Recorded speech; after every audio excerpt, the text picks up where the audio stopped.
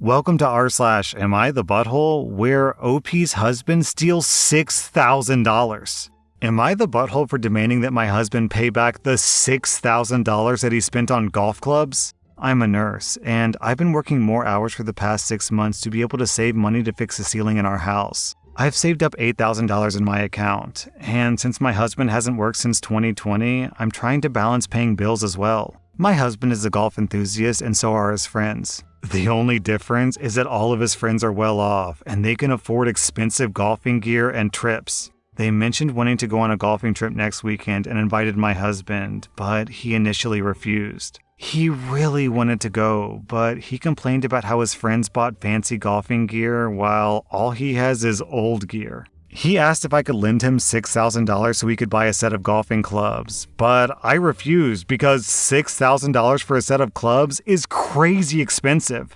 especially for someone who doesn't work. He got upset and accused me of holding his employment over his head when he couldn't help it. Anyway, I thought that we were over this argument, but I discovered that he had pulled the $6,000 out of my account and purchased the golf set behind my back. I went home and exploded on him. He swore that he would return the money once he got back from his trip, but I told him that he had no right to take the money and spend it on a set of golf clubs when the ceiling needs to be fixed. He said the ceiling doesn't require $6,000 to fix, but the kids' room was affected too. I demanded that he return the set or pay me $6,000 right then and there. He told me that I was being unfair to him and that he's feeling stuck because his friends can afford to buy whatever while he's being yelled at for wanting something for himself for once. I told him to get a job and buy himself whatever he wants. He tried to tell me that he'll pay me back when he finds a job, which is after he gets back from his trip, but I refused. He kept begging me to just let him go on this trip and that we'll figure it out later, but I said no. If it wasn't for something as important as the ceiling, I would have maybe waited, but he's saying that I'm abusive and controlling of his life. Wow. This dude is a father with kids that has a house that's literally falling apart because the roof is damaged, and he's going to steal money from his wife. 75% of all of your savings. He's going to steal 75% of all the family's money so he can go hang out with the boys on the weekend and leave you alone. This is like red flag after red flag after red flag. Basic priorities: kids, house, family first, then golf. And like, if you want to buy golf clubs, get a job, dude. Isn't there a labor shortage right now? Should be easy to find a job, right? Man, so like, as I'm thinking about it, I'm not exactly sure what the situation is with the roof, but if you have a damaged roof over the heads of children, then that's super, super dangerous. Because if the roof like collapses, then your kids could die. So like, your husband's priorities are way, way off here. OP, you get 0 out of 5 buttholes. Your husband gets 4.5 out of 5 buttholes. Am I the butthole for expecting my adult daughter to pay back what she owes me? I'm a 48-year-old guy, and my 21-year-old daughter, AmITheA, abandoned us when she was 15 to go live with my enabling ex-wife, Sandra, and her husband. Until then, we had 50-50 custody, but Sandra has always been less strict than me. She's always let AmITheA do whatever she wants, and she's never had any home rules. She also buys AmITheA everything she wants so that AmITheA will want to live with her. Sandra lives in the same town where AmITheA's high school was, while I live 25 minutes away. So one of my rules was that if she went to meet up with a friend there, meaning I had to drive there, the next time they met, it was her friend's turn to come to me. If the friend's parents didn't want to drive their kid here, then AmITheA wasn't allowed to meet them again while she was with me. Everything was fine that way for years. The major fallout happened in her last year of high school when she was 15. Wait, what? Last year of high school at 15? She went on a trip to another country with her school, and she didn't bother to send more than a couple texts while she was away for 5 days. So I decided to ground her because she has to learn to respect and show some love for her family. She insisted that she had sent messages to her mother, but we had barely heard from her. She never had a lot of friends, but she had been invited to some popular girl's birthday party. This was my punishment. I said she couldn't go to that party after forgetting about her family. AmITheA got upset and started calling her mother to come pick her up, but it's illegal for Sandra to come get her if it's my custody week. Plus, she wanted to go to her mother's because she would lift my punishment and let her go to the party. her mother came by at the end of the week, and I told AmITheA that she didn't have to come back if she didn't want to. I waited, but I heard nothing from her again. Her sister kept asking me why she didn't come back, and I didn't know how to explain to her that she didn't love us and that she preferred staying with her mother, her parties, and her free-of-rules life. Over the years, my ex-wife and I have communicated through lawyers because Sandra has zero intentions of helping me get my daughter back. They've been demanding that I pay for child support, even now that she's 21 years old. I have to pay for that and for half of her college expenses by law. When AmITheA turned 18, an adult, I started adding up everything I had to pay in an Excel sheet that I sent to Sandra so she could see how much damage she was doing to our daughter. I expect AmITheA to pay off her debt, but I gave Sandra the option to pay for her, which she refused. AmITheA's debt to me is now at $18,000. AmITheA's been trying to get in touch with me again. I told her that we can't fix the emotional part unless we fix the money part first. She needs to prove to me that she doesn't only care about the money. Sandra says that I'm the butthole, but I think that she is, since she's done nothing but try to take my daughter away, and she finally has what she wants. So, am I the butthole? OP, how do I put this in a way that's delicate? Yes. Absolutely. 100% yes. You're a major butthole, OP, and it's kind of shocking to me that you don't understand that you're a butthole. To be clear, it is not normal for 15-year-olds to not want to be around one of their parents as long as they have a healthy, nurturing relationship. I don't buy this whole, I'm the strict one and my ex-wife is the not strict one, so of course she prefers her. No, I don't buy that at all. Even if you are the stricter parent, if you actually love your daughter and your daughter loves you and you have a nurturing relationship built on trust and understanding and respect, then she would want to be around you and she would tolerate your rules because even though she's a rebellious teenager, she still loves her dad. And that part about how you told her not to come back, and then when, I guess her younger half-sister asked what was up, you actually said, "Oh, I'm sorry, sweetie, but your older sister just doesn't love us anymore. She prefers parties to you." That is cold, heartless, calculated manipulation. And you expect your daughter to pay you back money that you are literally obligated by law to spend on her. Parents who honestly expect their kids to pay them back for basic childcare are pathetic.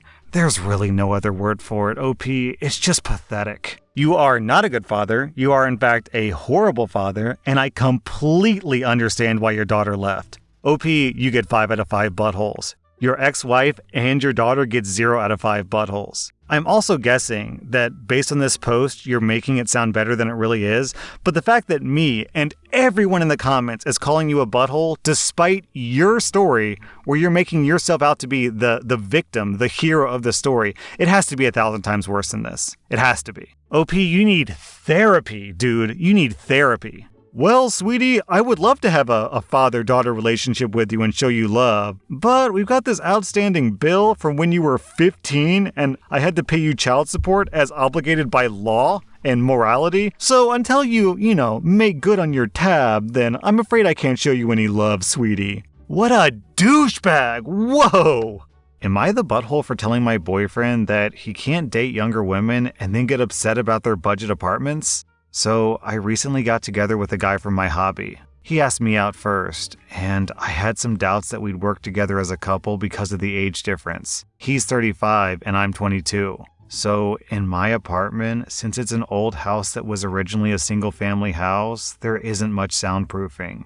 And the floors creak when people move. I've gotten accustomed to the sound of the guy upstairs getting up at 4 a.m. since he starts work at 5. And the sound of the girls in the apartments on either side of mine watching telenovelas till midnight, taking work calls all day, and having friends over on weekend nights. I know that when I play music or have friends over, some of the sound leaks through the walls, so I never get upset about hearing my neighbors because it goes both ways. So when my boyfriend started coming over more often, he had complaints about the neighbors, which put me in an awkward place because he wanted me to go speak to them or have me text them, and I said no. For example, on one of the early times that he stayed over, we went to bed around 10. He wanted me to ask my neighbor to turn down her TV. I said she didn't have it that loud, and she turns it off at midnight anyways. At 4 a.m., he got very irritated with my upstairs neighbor getting up and cooking breakfast. I said he would be done by 5 because that's when his shift starts. At 7 a.m., he was still trying to sleep in, and the neighbor on the other side had some work calls that he couldn't sleep through.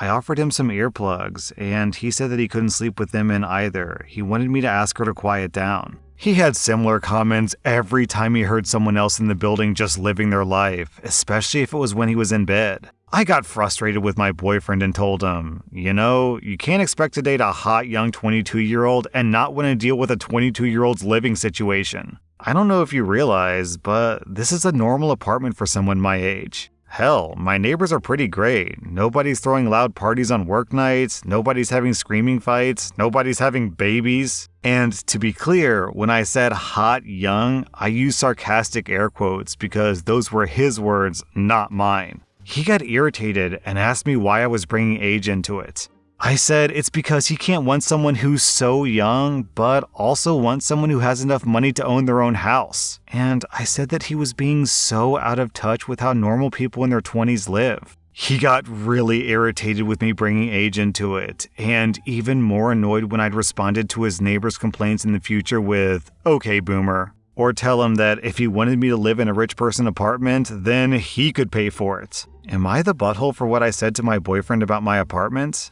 So, okay, there's kind of a lot going on here. Just on the basic level, this is really simple. No, you're being completely reasonable. Like, yeah, you're 22. You're not expected to live in some lavish penthouse unless you're like a trust fund kid. So this guy's expectations are really, really unreasonable. Secondly, if he cares so much about where he sleeps, why doesn't he just take you to his place? Like, if he expects you to have a good place, then certainly him, a 35-year-old man, would definitely have his own home, right? Honestly, OP, I have to be a little bit suspicious because if you're not sleeping at his place when presumably he does have a house and he doesn't like the noise from your neighbors, then is he hiding something? Because, putting myself in his shoes, I own a house and I'm married, so I wouldn't be dating some young 22-year-old. But if I were and I didn't like her apartment, the very obvious solution would be, why don't we just go to my place? Because my place has more privacy, it's nicer,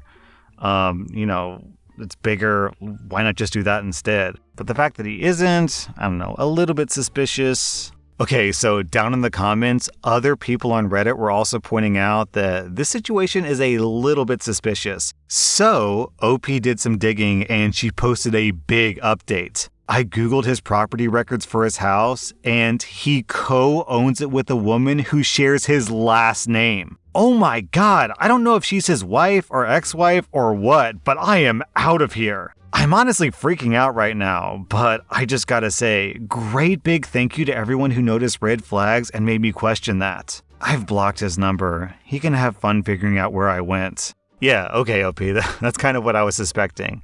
OP, you get 0 out of 5 buttholes, and I'm not going to say you're a butthole if you don't do this, but I would encourage you to reach out to the other woman, because if I were being cheated on, I would definitely want to know. So you have the power to, give her the information that she needs to make important life decisions, so I would really, really encourage you to reach out to her. Maybe it is, maybe they are separated, maybe it is his ex-wife, but nonetheless, that's just a decision that I would make personally. So you get 0 out of 5 buttholes. This guy gets, let's say 1 out of 5 buttholes if he's a hypocrite. If he's a cheating hypocrite, then he gets 5 out of 5 buttholes.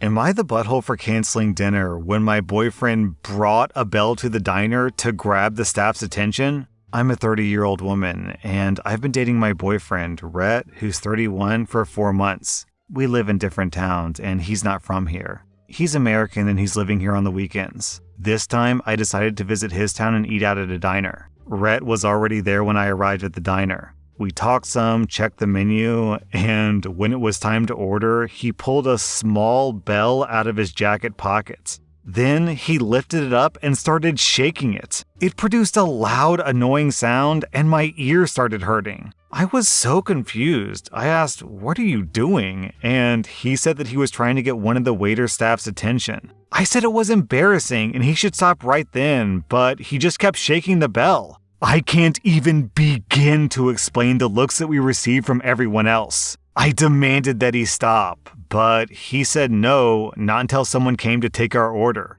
I threatened to walk out and cancel dinner, but he just kept doing it. Someone eventually came, but I'd already gotten up, took my purse, and started making my way out. He followed me and started arguing about walking out on him, but I told him that I couldn't take being embarrassed by him, and he got upset and said that he didn't get why I thought the bell was embarrassing. He tried to explain that it's a perfect solution for no longer being forced to wait until someone shows up. I asked if this was acceptable in America, and he said, "Yeah, because it's a free country and people there usually don't care." But I said that it's inappropriate and embarrassing here. He said that I was being too sensitive and overreacted over nothing. He insisted that we go back inside, but I refused. We ended up leaving, and he kept going on about how I ruined dinner by canceling it and how I offended him by acting like his behavior was shameful. I said that I have a right to my opinion, and he told me to get off my high horse and stop calling his genius idea embarrassing. He's been sulking for days now and wanting an apology. Maybe I overreacted. Maybe it's nothing where he lives, but here it's just unacceptable. Okay, literally never in my entire life have I ever been to a restaurant where someone rang a bell in a restaurant. OP. I'm American. I've been to a lot of American restaurants. I've been to Mexican restaurants, Japanese restaurants, Chinese restaurants, American restaurants, steak joints, burger joints, you name it, and I have never encountered this. So this guy is just straight up lying. This is completely not American. There is no culture of ringing your bell at waitstaff. That's so rude here. OP, your boyfriend is a douchebag. He thinks his idea is a genius idea. He bought a bell and brought it in. This is this is so cringy. I remember one time, I can kind of sort of clap with one hand. I'll see if I can do it here. Can you guys hear that? I just sort of like snap my hands into my palm. It's not, super loud or anything. But I remember one time when I was in high school, I raised my hand to answer a question. And I was like excited, so I was like clapping my one hand excitedly. And my teacher turned around on me, whip fast, with her eyes wide in anger and said, "Did you just snap at me? That's so rude." And I was like, "No, I'm just clapping." And she was like, "Oh, okay. Well, what's your question?" Like, it completely threw her off. And that was just snapping. Like, snapping also is also super rude. So, I'm just telling you that story to give you some context, OP. Like, any sort of like snapping or ringing a bell, like, yeah, that doesn't fly at all in America. Anyways, OP, you get 0 out of 5 buttholes. I think your behavior was very normal. Your boyfriend, however, gets 1.5 out of 5 buttholes. As an American, we do not claim him. That was rSlash AmITheButthole, and if you like this content, check out my podcast where I publish the exact same episodes. Also, hit that subscribe button because I put out new Reddit videos every single day.